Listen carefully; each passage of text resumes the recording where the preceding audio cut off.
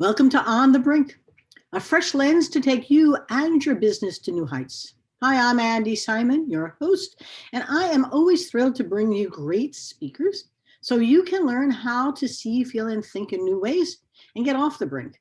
It's time to soar. It's time to thrive. I know the times are changing and it is trying, but they've always changed. You just didn't notice. And I used to preach, if you want to change, have a crisis or create one. I didn't know we were going to have such a big crisis, but don't waste it. This is a time to stop and pause. It's okay. You'll come out of this. You don't know where the future is, make it up. Because at the end of the day, we're all building our futures together. We're creators. And now is a great time for us to pause and think and get some help. So I have a fabulous woman here to share with you her perspective, her purpose for you to do a better job on you and your business. So Lisa McLeod is a fabulous lady. She's a global expert on purpose-driven business. I'll say that again. Is your business purpose-driven or profit-driven? You know, what is driven? What is driving you? And the best-selling author of Selling with Noble Purpose, How to Drive Revenue and Do Work That Makes You Proud. She has several other books and she'll share them with you as well. But this is the second edition and it's important that you pay attention because it has been a very successful way to help people both have purpose and profits. Lisa has spent 2 decades helping leaders increase competitive differentiation and emotional engagement. Her work debunks the myth, and we're myth breakers, that money is the primary motivation for most employees. It's not. Most employees work to make a living. Money motivation? But other things around them, oh boy, do they rise to the occasion with purpose to help others? She's smiling at me because in fact, you know, we think money is the driver. When you realize it's not, you begin to package life in a very different way. She developed the noble purpose philosophy after her research showed her that salespeople who sell with noble purpose, who truly want to make a difference to their customers, really outsell salespeople who focus on their own targets and their quotas. People don't buy the features or the factors. They buy how it makes them feel. And we decide with the heart and the eyes, particularly those eyes, and the parts of the brain that allow us to understand how it will help us, not just simply how great it is. So now how do we learn how to do this? She's a former Procter & Gamble sales leader, founded her own firm, McLeod and More in 2001. She helps leaders at organizations like Cisco and Roche and Volvo and drive exponential revenue growth. And she's going to help you today. Lisa, thank you for joining me. Such a pleasure to be here. Tell our listeners about your own journey, because as I listened to it, I said, oh, this is very shareable because, you know, we're role models. And those people who are listening or viewing need to have a better understanding of why Lisa and how did she create this? Was it an aha moment or a big bush, and all of a sudden she came up with it? What can you do to help yourself also create something quite remarkable? Lisa, what's your story? So it was an aha moment, but I'll take you back. So for me, there have always been 2 competing forces in my life: the desire to be financially successful and the desire to do good in the world. And I always felt this push-pull between the 2. Should I go try and be a stockbroker or should I be a teacher? When I was in college, I remember I was deciding between being a business major and a journalism major. And first day of trying out some of those business classes, and they said the purpose of business is to return earnings for the shareholder. And I thought, who's the shareholder person that gets all this money? I don't even know who that is. And then I go to journalism school and they say the purpose of journalism is to safeguard democracy. I'm like, well, that sounds like a noble endeavor. So I chose journalism school and I had a minor in business, but it was really indicative of this push-pull. And I think a lot of people feel that. So flash forward many years, and I am actually in business and I'm a sales consultant. And I did a study of an organization sales team trying to identify what distinguished the top performers. And sure enough, this is 12 years ago, people weren't talking about purpose at work, but there was a single incident where one of the salespeople told me about how she always pictured this one particular patient. She said, I met this grandmother who took our drug once. She said it saved her life. And I think about her every single day I wake up, I think about her. She was the #1 sales rep in the country. And so for me, that moment crystallized in the subsequent research I did after that. And it revealed that wanting to make a difference, this sense of noble purpose, is actually a stronger driver for top performance in individuals and in companies than the desire to make money. So it turns out purpose trumps profit. Wow. Purpose is what actually drives profit. And so these two competing tensions I had in my whole life, I finally was able to put them together in a way that made sense. Well, now, as you did this, what did that lead you to? You just decided to have a business built around showing people why purpose matters, or was there something else that was motivating you at the time? And how did this all come together? Well, things are so clear when you look back at them in hindsight. So I, like I said, got out of school, worked in sales, worked for Procter and Gamble, great company, left there, went to work for a small consulting firm. And in our consulting firm, we did sales leadership strategy, we did sales training, and I loved my job. I never felt so alive. I was the #1 producer, sold $1 million worth of business, thought it was the best thing ever. In my late 20s, was making more money than I'd ever dreamed. I was making a difference. We were transforming these companies. And then my boss left, and I got a new boss. Might have been a nice guy in his heart, but in his leadership, he was very transactional. With my old boss, we talked about how we were helping all these companies and making a difference. The new boss was only about the number, the number, the number. So I stayed for a while. Then I had a baby. And then I realized I'm not going to leave my baby for 80 hours a week to go work for some guy that only sees me as a number. And, I've gotten really honest about this in recent years. A lot of people say, well, how did you have the courage to start your own business? And you're a woman, you started your own business. And I feel like I should have some grand story. I don't have a grand story. I hated my boss and I had a baby. That's why I had to start my own business because I could not do it anymore. But that's really important. And people want some kind of magic, but it's not magic. At some point, you need to take stock of what matters. Right. And if it doesn't matter and you can begin to find other ways to do that money with the purpose, all of a sudden it comes together and you have this, wow, I don't need to be with a boss who doesn't reflect the kind of values I have. What can I do instead? So you and your baby launched a new business. We did. And come full circle now, the baby has a master's in industrial psychology and is now my business partner. So it took a long time to get it there, but it actually worked out pretty well. And so I started off on my own as a sales coach, a sales trainer, and as a sales consultant. And I started getting smaller projects. And where the project that really changed, as it turned out, the whole trajectory of my life was this project with a biotech company, where they wanted to know what differentiated the top performers. And when I identified that the thing that differentiated the top performers was this sense of purpose, at the time, I didn't have the best way to describe it to them because they had us do a blind study where we didn't know who the top performers were and who they weren't. And I had this one sales rep tell me, this grandmother, that's my noble purpose. This is the thing. And I'm like, this is something. And then I found a few other people who alluded to this sense of purpose. And so I told the biotech company, I think these 5 people are your top reps. And they said, I can't believe that. You're exactly right. Those are our top 5 reps. How did you know? Oh, how interesting. Yeah. Well, then I try and go tell this group of scientists and business people, well, it's this story in their heart. They have a sense of purpose. It's higher ideals. And I couldn't really explain it that well. I mean, it was kind of there, but what I knew was I was seeing something different. Yes. And something really important. It was the thing underneath the thing. Yeah. It was the thing that was driving the performance. And so I spent the next several years studying this and figuring out how to unpack it. And what folks listening to this should know is noble purpose is a distinguishing factor of top performers, and it is innate to them, but it is not limited to them.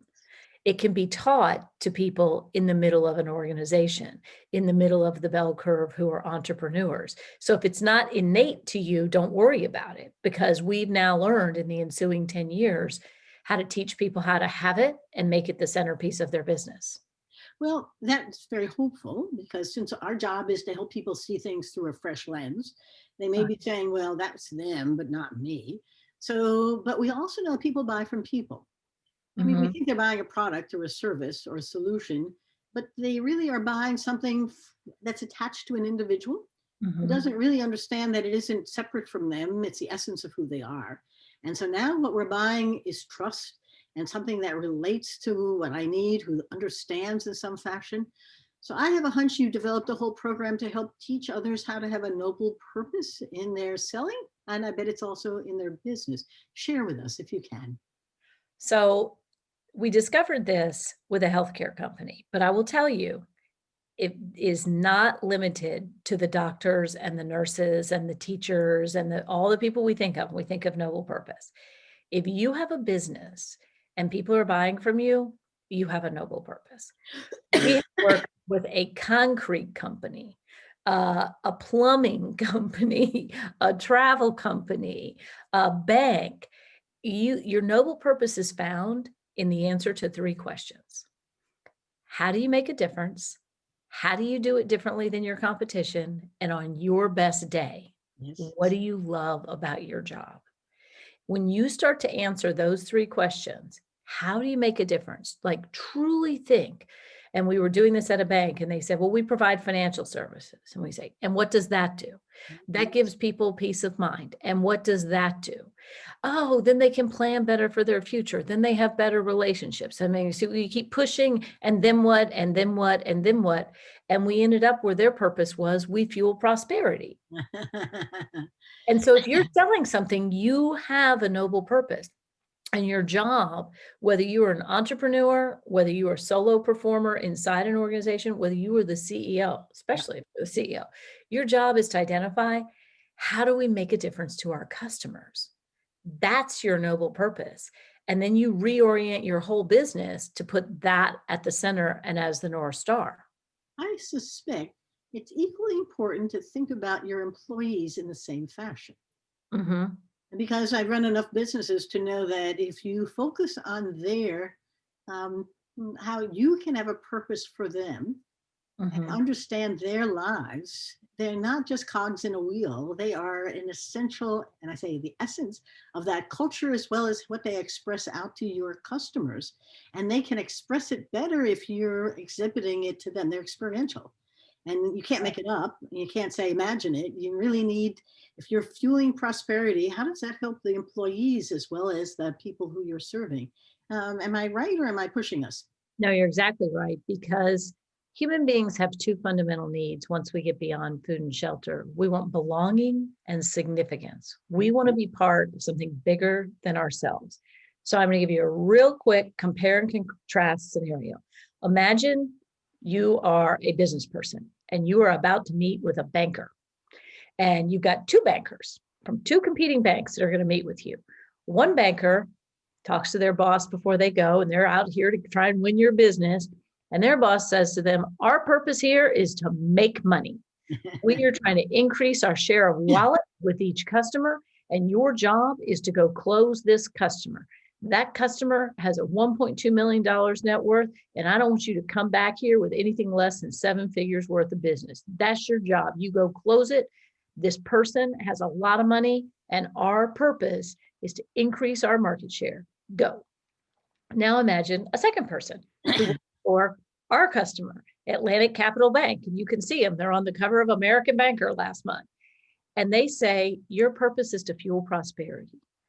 This is a person who has their own hopes and dreams. We want you to go identify, what does prosperity look like for this person?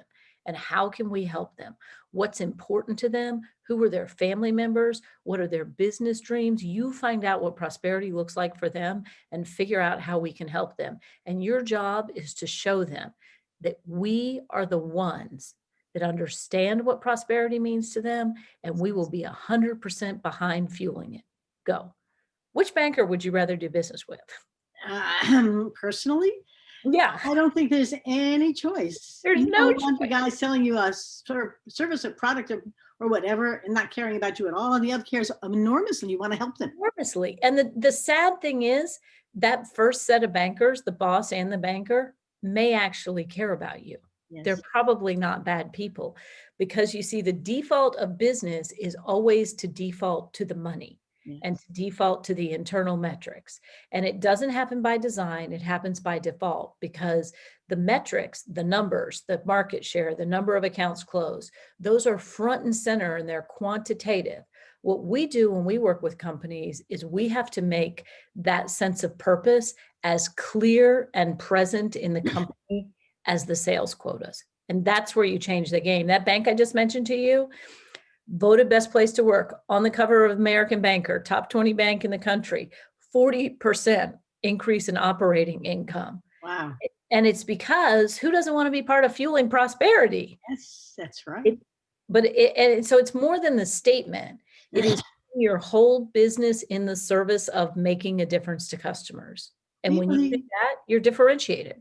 Well, the interesting part is that it's not an abstract strategy, and it's not Right. something people have to read the 400-page plan to figure out what it is. It's a simple one-liner about who we are and what we are all about that matters. And it matters to the employee and it matters to the customer. And I have a hunch it's ubiquitous around the entire culture, that you feel it. You don't have to invent it. It's not 5 things on the wall. We live it. And people don't understand you have to live your brand. It's not something you add on. Well, Please. one of the things I say about noble purpose, it sits at the intersection of strategy, culture, and sales. Yes. And so if you are clear, I'll give you another example. One of our other clients is Dave and Buster's. So, not as sophisticated as a commercial bank. We worked with their outside sales team, the people that go sell events, and their purpose is we champion laugh out loud fun. And so it's Hard really not to buy that, right? I know. So it's really simple. But what it does is, when you have clarity of purpose, whether it's fueling prosperity or championing fun, you make strategic decisions. Is this going to help us fuel prosperity? Is this going to help us champion more fun? Yes. You also, it's the culture, as you said, is built on that, because then that becomes the source of identity. Yes. We don't just run a restaurant. We don't just run a bank. And we make a difference here. That's And right. then it becomes a lens on sales behavior. So it goes from the big picture strategy to the fuzzy culture to the very specific sales behavior. Your job when you call on someone is to fuel prosperity or champion fun. Like it really plays out, because for decades, salespeople have been told, focus on the customer, focus on the customer. What does that mean? Right. They forget that, because the more prevailing voice in their ear is focus on the number, focus on the number. That's right. And there's nothing specific to tether themselves to. And so selling with noble purpose is more than pleasing customers. It's about improving customers in very real ways. Well, I'm fascinated listening to you, because it seems self-evident. It seems simple, never easy. But I also work with organizations that need to change. And I find that people say, yes, of course, and then don't do, yes, of course. How do you get them to not just hear it and embrace it, but actually live it and do it? Because the gap is often between what they know they should be doing and actually what they're doing. Habits take over. It's easier to stay in the world that you knew than the new one. It sounds like that, whether it's that bank or a company that brings laughter, there's a lot of learning a new script and a new behavior. How do you do that? So one of our company values is meet people where they are. So for the first thing is, if they've been a transactional organization, there's no shame or blame in that. That's the way the business world pulls us. And so what we do is, as I said earlier, if you're selling something, you have a noble purpose. Customers are buying from you for a reason. Yeah. So we name and claim that. And rather than telling people, you need to change, we need to change, we need to change, we work with the key opinion leaders to create a different story about the organization. We've got a nice little punch list of about 23 things we do in an organization. But the thing that I've seen is we typically don't get a lot of resistance, not these days. In the beginning, when I said, hey, I got this crazy idea, we did get some resistance. But now we've got such a track record, and we've had so many companies become so financially successful, better emotional engagement, best place to work. So we typically don't get resistance. So what we do is we break it down into a series of very small things that people can do to shift the tone and tenor of the organization and to shift what they measure. Because a lot of times, we have this belief that people don't like change. If people really didn't like change, no one would ever have a baby or get married. What people don't like is change that was thrust upon them with no emotional win for them. People, we got this big change. We're going to do this new software. It's going to be good for the company. It's going to be a lot of work for you, but get on board. But what we find is when we go to people and we say, we want to give you some tools to help you experience more emotional engagement and happiness at work, to make you more compelling to your customers and to make you more successful, we don't get a lot of resistance to that. I love it. Well, one of the things that you and I had mentioned is that I have 2 leadership academies going on now. And as you are talking, I'm thinking through, how can I use this for my emerging leaders to help them? We talk about followers and leaders. Usually people just talk about leaders. We're talking about followers and leaders. And in some ways, they need this kind of purpose as well. And inside, they need to think about they're not buying anything, but they are. It's a very interesting dynamic. How do you create better leaders? Well, one of the things that organizations are challenged with is siloed thinking inside the organization. And my belief is that most people show up for work, want to do a good job, they want to be liked, and they want to have a positive experience. Where we get into siloed thinking is it's usually just people trying to hit the numbers they were given. They're not trying to do it to anyone's detriment. And so one of the things that we teach when we get into organizations is, so every department can have a direct sight line to the customer. If you don't have a direct sight line to the customer, you're going to be in a silo and your work is going to feel very meaningless. So if you are backstage, accounting, how does what you do affect the customer?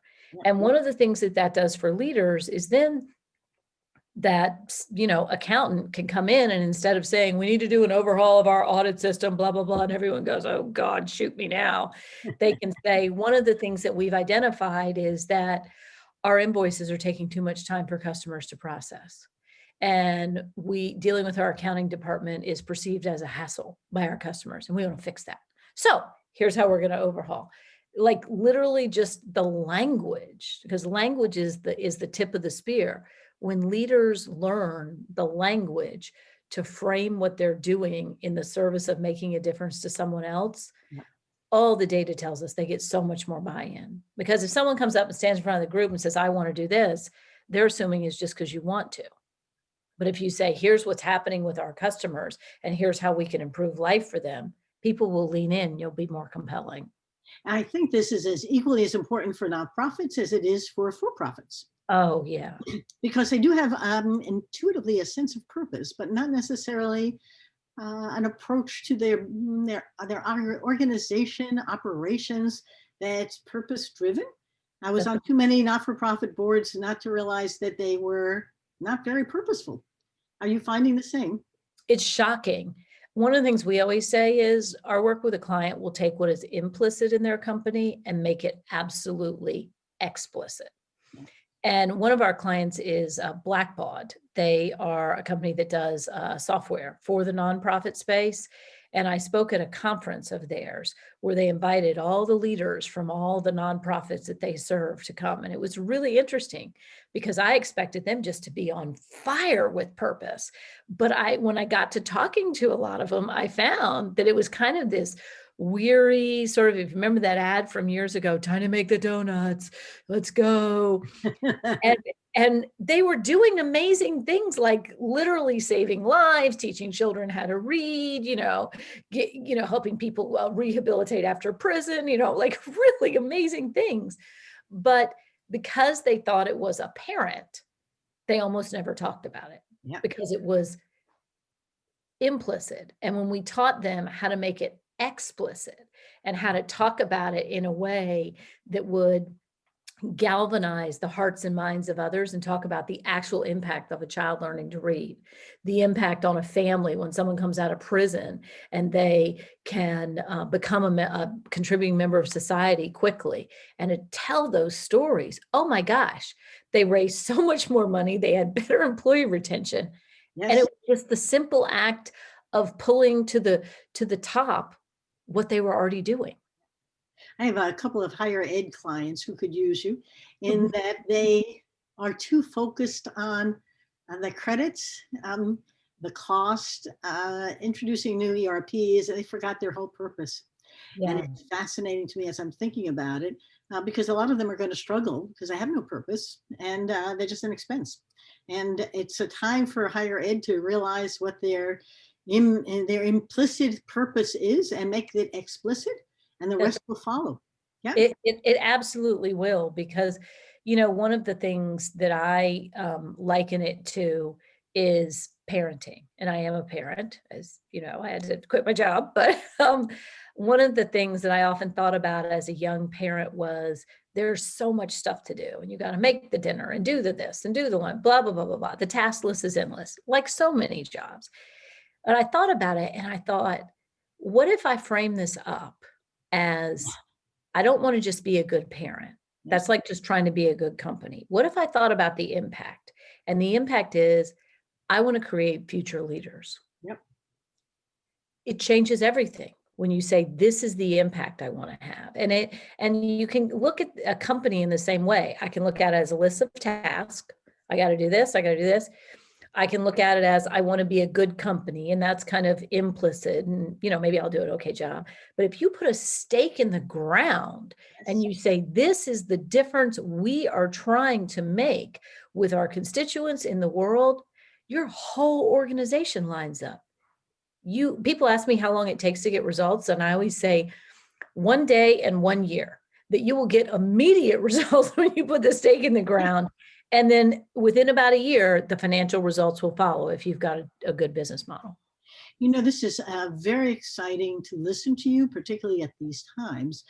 I'm assuming, and I'm making the assumption, that the process that you're describing is as relevant for a period coming out of a crisis, like we're coming out of, as it is during more stable economic times, although economic times are never stable. And I built my whole career helping organizations change, whether it was to deregulation or managed care. People hate change. But I do think that there's an inner purpose here that could give them focus during a time when what they used to do is harder to do, and what's coming next is a bit unclear. And that uncertainty, you talked about what humans want besides food and shelter. They want to belong, and they really do want some certainty and status. During this time of change, any wisdom to help them find their core purpose and use that as an inspiration to move forward?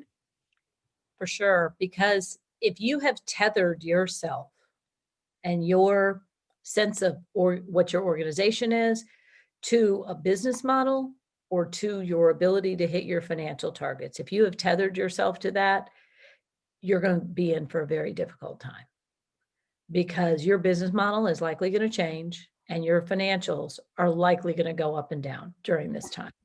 But if you have tethered yourself to something bigger than that, to the idea that you are going to keep championing laugh out loud fun, that you are going to fuel prosperity, that you are going to, whatever it is, build future leaders. If you have tethered yourself to something, the data tells us, great study from Michigan State, your people will be more resilient. They'll put forth more effort over time. They'll be more tenacious in the face of setbacks. When you have clarity of purpose, and we've seen it in our clients that we had done this work with, they were able to pivot within a week. They knew what they were supposed to do because the people were tethered to that North Star of purpose. And so that's the thing. And I always say that there's a Chinese proverb, the best time to plant a tree was 25 years ago. The second best time is today. So if you haven't done it yet, it is not too late. If you get clear in this moment in time on your purpose, on the difference you want to make to your customers, I guarantee you, You will bring your team back together. They're all sitting at their kitchen tables with their kids doing Zoom calls, wondering, why am I here? What's the future of work? And if you give themselves something to tether themselves to, that sense of noble purpose, you'll get better alignment, engagement, and you will drive innovation. I'm thinking of the women I'm working with as we're developing our Rethink Your Journey program to help women rethink their journey. And our conversations, in fact, without knowing your work intimately, is really about what is their purpose? What is it they're trying to achieve? They're making good livings. They have partnerships in firms. They've grown their own business, but there's something that's missing. And I don't think it's the work. I think it's their understanding of what their purpose is. And you know, and getting to that, it's there. Several of them said, I want to give back. And that sort of says to me that making a living is important, but giving back is equally, if not more so. And my purpose is more than just having a job. One woman said, I have to have a job, put my kids through college, but what else is there in life? And so there's something here that's very applicable to an individual as well as to a business. And I think that finding our purpose might be transformational. It is transformational because it says my whole life is not a transaction. And we stand in a moment in time where two things are happening that are going to change the way we do business forever. Number one, a growing chorus of customers are asking, are you here to help me or are you just here to close me? Yep. It's already happening. The COVID crisis accelerated it. The second thing that we're having happen right now is an existential crisis amongst the employees. Because if you've ever experienced the death of a parent, health crisis, you start to think, who am I and why am I here? Yes. That's happening to everyone at once now. It used to happen to you, then you go back to work, everyone's kind of the same, maybe you forgot. It's happening to everyone at once. So you have customers asking, what is your purpose? Are you actually here to help me? Yes. And you have employees asking, what is the meaning of my job? And the companies who can answer those questions well, and you don't have to change the world. You can literally be helping your customers laugh more or fuel more prosperity or eat healthier or whatever it is. The companies who answer that well are going to have a huge advantage. Their employees are going to show up differently. Their customers are going to receive them differently versus the companies that say, oh my gosh, times are changing. We got to figure out how to make more money. You'll wind up making less if that's the wrong purpose. That's right. And it also is transformative because our society has become, I'm not going to knock capitalism, but the money has become a core value well above the balance of human needs and desires and meaning. And why we have diluted it so much is a good question. I'm doing a lot of work with women and helping them get into C-suites, boards, and change the leadership conversation. I'm not going to blame the guys for this. And I'm not going to ask you if more women get onto it than men. But I do think that women leaders, women who are running companies, my hope is that we can change the dynamic in those organizations. And purpose isn't an afterthought, it is the thought. Are you seeing anything like that? It's the CEO roundtable announced last summer that Milton Friedman was wrong and that the purpose of a business is to provide benefit to all stakeholders, which is the customers, the employees, and the community. And the reason the CEO roundtable said that is because they knew the model we had wasn't working. And I am a capitalist. What I will tell you is for most people, while it may have seemed that the North Star shifted and greed became the prevailing emotion, that is actually not true for most people. Yes. That was true for a few people, and they may have controlled the narrative and controlled the system. But for most people, that was never the motive. You got to make a living, you want to make money, but the money follows the meaning. And there's no false dichotomy here. You know, a lot of people talk about giving back, but if you are producing something that is valuable to people and you're making money on it, you're already giving society something. Purpose isn't this like, oh, we'll donate a bunch of money to charity to prove we're good people here on the side. This, when you put it at the center of your business, it becomes a game changer. And I think that's what most people want. I think the people who are leading businesses are yearning for something more and they know their team is. What we need to do is collectively change this conversation so that we can show folks that choosing this higher purpose doesn't mean you're going to make less money. It actually means you're going to make more. And we've got to get that message out there and shift the mindset. Well, it's a big mindset shift. And it reminds me of Judith Glaser's work about I versus we. If you're not familiar with Judith Glaser, conversational intelligence, all of the world is nothing but a conversation. And the words you choose can make your brains either filled with oxytocin and the love hormone and bond and trust, we, or it can make it flee in fear and appease it, and that amygdala will hijack it in a second. And I do think we're at a point where we have to talk about we and not me.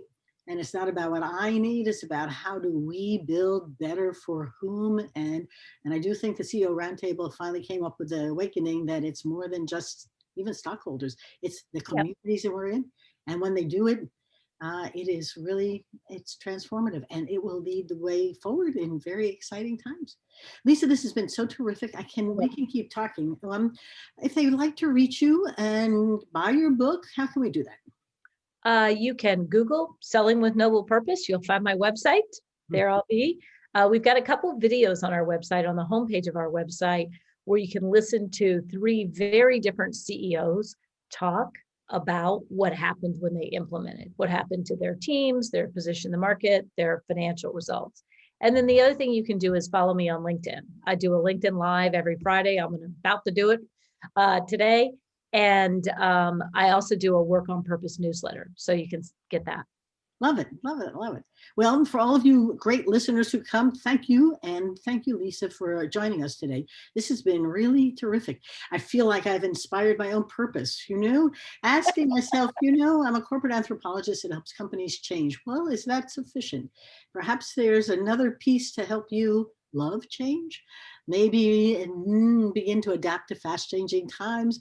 There's another piece to the elevator speech that perhaps is waiting, although it's done me very well, just helping people change, which I hate. So for the listeners, thank you for coming. You come from across the globe, whatever time of day you're listening. I appreciate your emails. It lets me know that this matters to you and what kinds of things you'd like to listen to more here. What kind of people you want me to find, or send me some that you'd like to hear from. And it's always a pleasure to share with you. We're in a mode that I think is all about giving and sharing. So it's great fun to do that. Remember, I have 2 books. The one that's been out for 3 years, On the Brink, A Fresh Lens to Take Your Business to New Heights. It won an award, and it's brought a lot of great folks to see how they can use a little anthropology to help them and their business grow. And the new book coming out in 2021 in January, Rethink Smashing the Myths of Women in Business. It's all about how women are busting through those hurdles, breaking down the glass ceilings, hurdling over all kinds of walls, and showing you what they can do. And they're great role models to help you do that as well. And our program, Rethink Your Journey, is live, and it's here to help you do just that. Ready to rethink it? Let's try and do it together. There's purpose here and great purpose for it. Stay well, enjoy your day, and thanks for joining us. It's been a pleasure. Bye-bye now.